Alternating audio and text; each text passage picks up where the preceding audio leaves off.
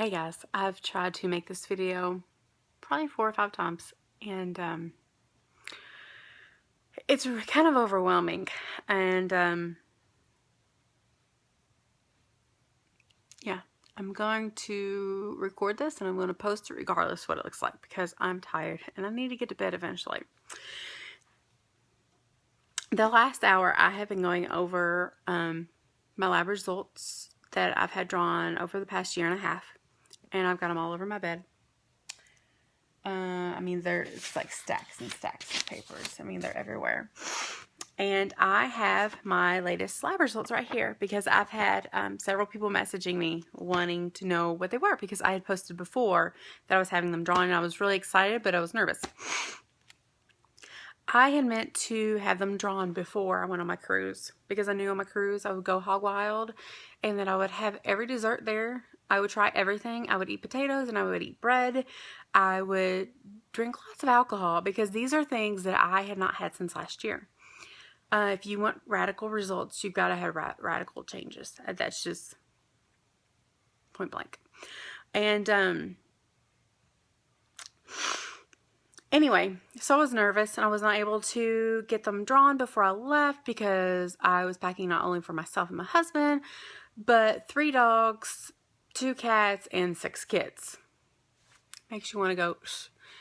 It's a lot of work to prep to go on vacation or a trip or whatever. So I had them drawn about a week or so after I got back because I had anxiety about having them drawn because I was afraid that a week gone would just completely ruin everything.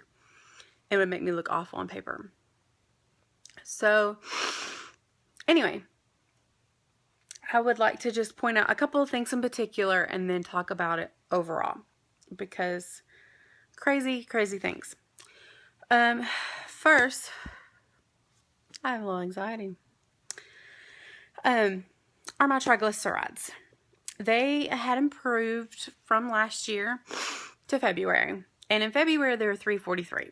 Now, 343 is still awful. And I was, to be honest, kind of frustrated because I had made radical changes. And I had lost quite a bit of weight up to this point. Not a ton, but some. And they were still 343. And I did not want to have to go on medication about it. And I've actually talked to a few of you about how if they didn't improve soon, I was going to probably have to. Because maybe what if something hereditary or in my genetics or what have you. I want to tell you that my triglycerides are now 123. They're no longer in the 300s. They're no longer in the 200s. They never were in the 200s. They completely skipped the 200s. They're now in the hundreds, but not just the hundreds, the lower 100s. Shut the front door because I about fell over and died when I was reading these. Like, I'm not even joking. I'm so in awe because the only thing that I've really changed from my diet from February to now is in March, I added Beachbody programs and Shakeology. That's the only difference. Yep, only difference. And making more of an effort to work out consistently every day. Because before I was working out 3 or 4 days a week. Yeah, those are only changes. Dropped 220 points, guys. I'm excited thinking about it because it's like when you're given something so precious, you're almost afraid that it's going to be snatched away because you're afraid to enjoy it. Yeah, that's my head here. So now I will mention that my HDL is still low. I've always struggled with it being low, just as I've struggled with my triglycerides being high. But it has increased. In February, it was 32, and now it's 35. So it's slowly inching its way up. But progress is what I'm shooting for. I want to say that the next thing I'm going to specifically mention is my A1C. For those who are diabetics or have some type of endocrine disorder or PCOS, are very familiar with your A1C, and it basically what gauges diabetes. My A1C has been as high as 8.4. Not good, guys. I think at 7.0 it starts organ damage. Correct me if I'm wrong. So, and I've been on medication for that over 11 years. Not that I was necessarily considered diabetic, but it's what they prescribe you when you have PCOS. Anyway, so in December, last spring it was 8.4, in the fall it was 7.4, which I thought was good improvement, because like 5.7 I think is increased risk or whatever. And then in December, 6.1. In February, sorry, I don't want to get everything mixed up. February was 5.6, which I was elated about because that's considered normal. But I was still on my medication. Decided to half my medication. And so I half my medication for, I guess, 2.5 months. And then I stopped taking it altogether because I wanted to play around and kind of see what my lab results would be. Because my doctor had said that if my A1C was still normal, then I could be off my medication, which is ginormous because, like I said, I've been on it for like over 11 years. My A1C without medication, oh, sorry, I'm shaking the camera, 5.6 again. No medication.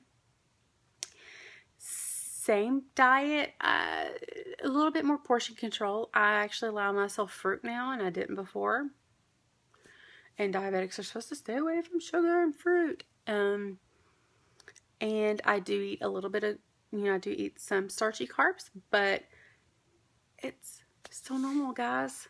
I just want to just squeal and cry and just,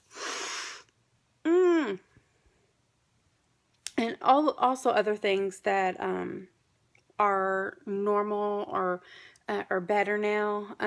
It's my thyroid, vitamin D, yeah, and my magnesium. And there's actually a couple other things on there that I don't even know what they stand for, but they're normal now, or they're much better. Like I don't think I had anything that was low or high besides like within like a couple of point ranges of normal.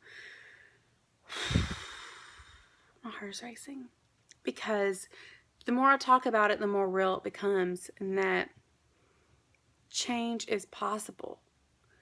But you have to change your choices if you want change in your life.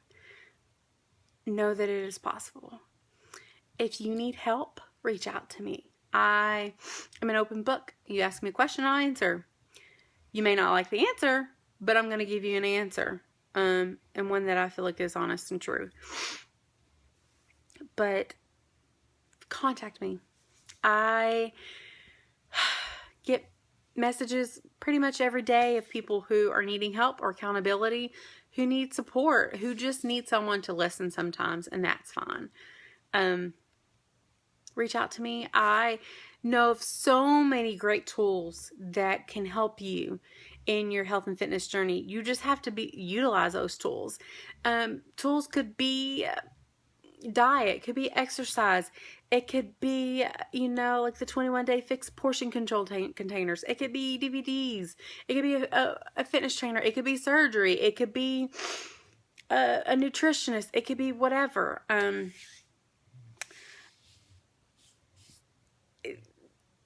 The tools aren't going to work unless you utilize them. It's only as good as what you allow it to be. So, anyway, thank you for watching. This is a lot longer than what I thought it would be. And yeah, I hope that this has encouraged somebody out there that, you know, that if you're wanting that change, it can happen for you. Look where I was a year ago, 6 months ago. You just have to be consistent in the little steps that you take every day. That's what success is. You know, and behind every successful person is a trail of failures. And if you talk to them, it's being consistent every day in those little things what has led them to being successful. So, thank you guys. Good night, and I will talk to you later.